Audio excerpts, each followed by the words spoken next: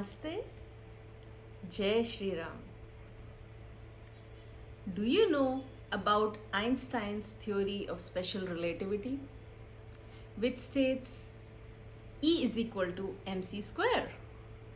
You must have heard of this formula in your physics class. This theory states that matter and energy are interchangeable, which means that all matter is made up of energy. Isn't that amazing? Now that we know that all matter is made of energy, that also means that we are made of energy. I mean, our body is made of energy, right? Every particle of our body, every single cell of our body is vibrating at a certain frequency because energy has a vibrating nature. Now, when all the cells of our body vibrate or resonate at a particular frequency which is favorable to us, then we have a feeling of bliss, peace, and comfort.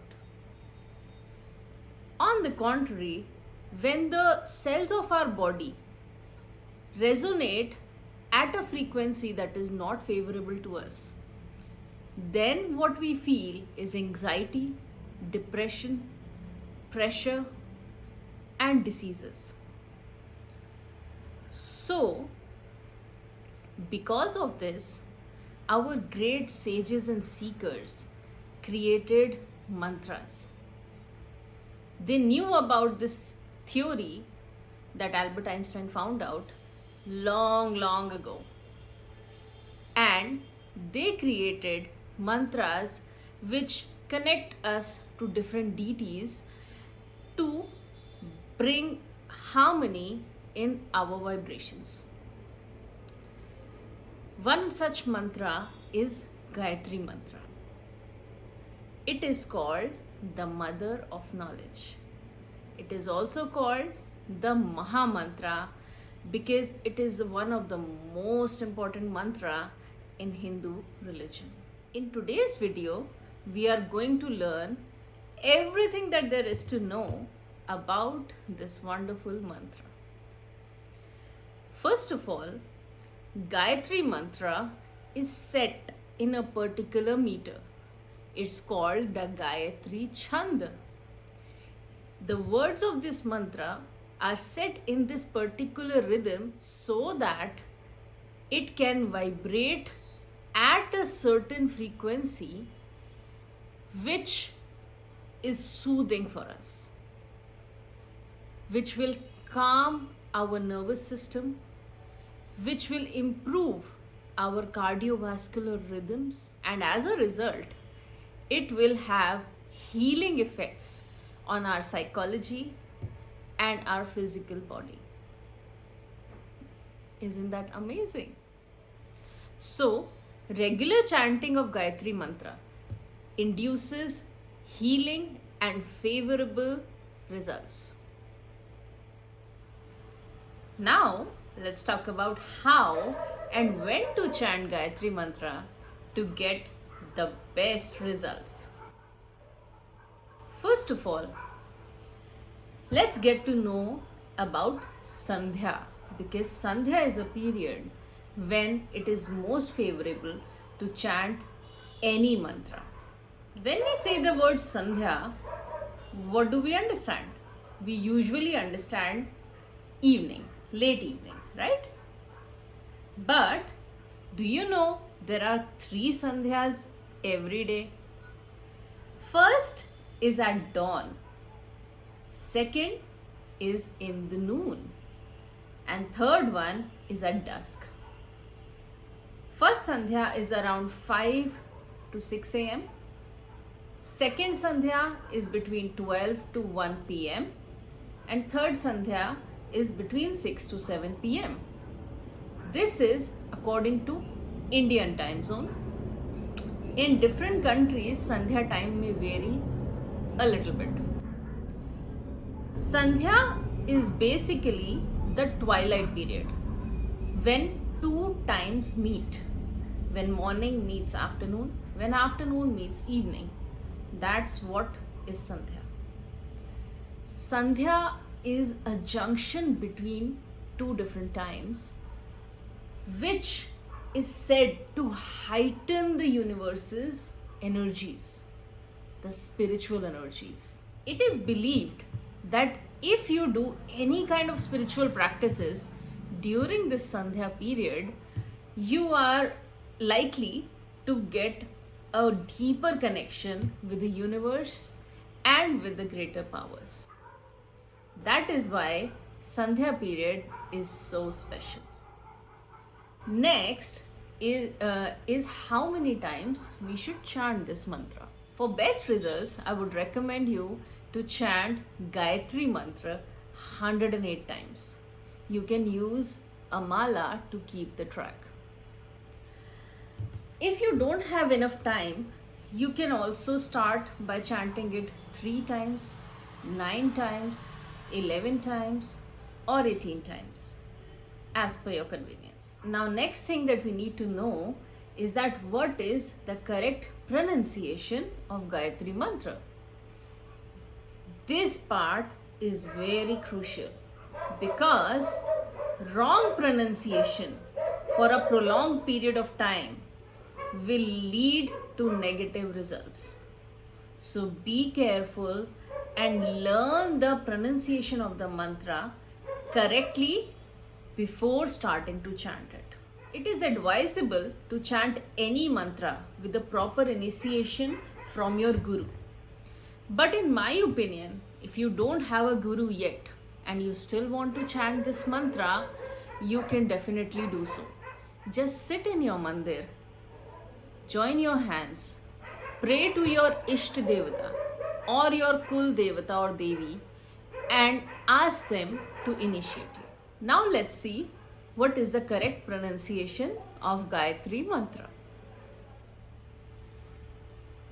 Om Bhur Bhuva Swaha Tat Saviturvarenyam Bhargo Devasya Dhimahi Dhiyo Yo Nah Prachodaya. Let's say it slowly.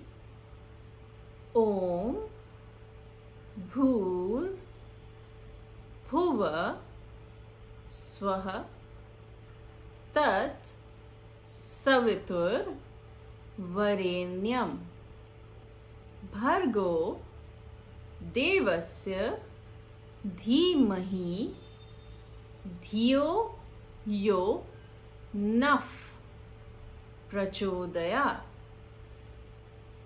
Now, pay special attention to the word Nah. While writing the Gayatri Mantra, we write Nah with a H sound. But while speaking the Gayatri Mantra, you will say Naf. This is a secret which most people don't know about. But this is the correct pronunciation of Gayatri Mantra. There is a verse in Patanjali Yoga Sutra which states Taj Japas Tad Arth Bhavanam. What does it mean? That means you do the chanting only after Tad Artha, only after you know the earth, which is the meaning. Only after you know the meaning of that mantra. And Bhavanam means only after you have the correct bhav, which means the correct intentions. So, before chanting any mantra, you should know what that mantra means and you should have the correct and pure intentions, positive intentions to start chanting this mantra. Then only it will give you positive results. Having said that, let's see what Gayatri Mantra means. So first, we'll see the meaning of Gayatri Mantra word by word and then we'll bring it all together. The first word is Om. Om is Bij Mantra. the word Om is a mantra in itself. So, Om is also called the primordial sound, which means it is the first sound of the universe, and it is the sound that led to all the creation. It is also the sound that runs through all the pranas in the universe. The second word is Bhur. Bhur means existence of prana on earth. The third word is Bhuva. Bhuva means the supreme consciousness that has the power to set you free of all your sufferings. So, the next word is Swah. Swah means omnipresent. We are referring to God and we are saying that God is omnipresent, which means that God is present in every living or non-living entity. Next we have Tat. Tat means that. Here the worshipper is addressing God by saying Tat.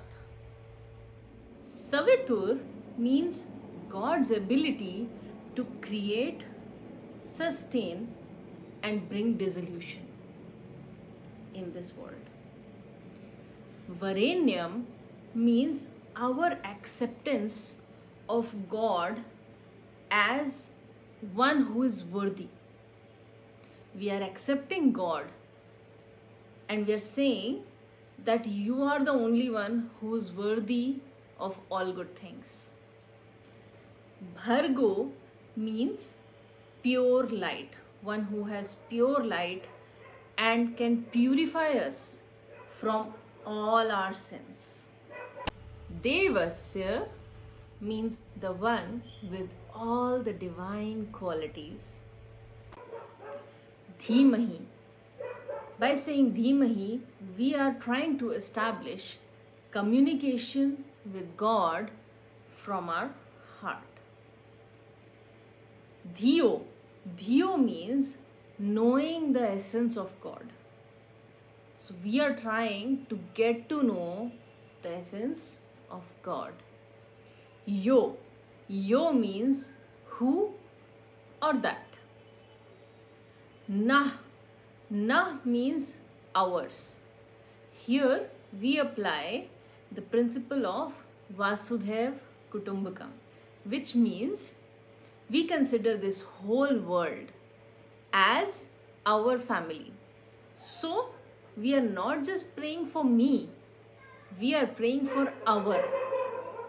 That means we are praying for the whole world and not just for us. The last word is Prachodayat. It is our final request to God to guide us towards Himself. This means we are surrendering to you. Please guide us in the right direction. So, when we bring all the words together, this mantra basically means we are initiating to remember you, O Supreme Consciousness. You are the remover of all sufferings and one who is omnipresent, that creates, sustains and destroys. We accept your pure light that purifies us. You are the one with all the divine qualities. Please communicate to us. Please bring us knowledge of your essence. O God, bless us all, and we request you to guide us towards you. Gayatri Mantra is dedicated to Sun deity. Through this mantra, we are trying to worship the sun and we are requesting the sun to grant us intellect, and knowledge so that we can be on the right path, which can lead us towards moksha and a fruitful life. I hope you all will benefit from this brief explanation about the most wonderful and pious Gayatri Mantra. May God bless you all. Jai Shree Ram. Namaste.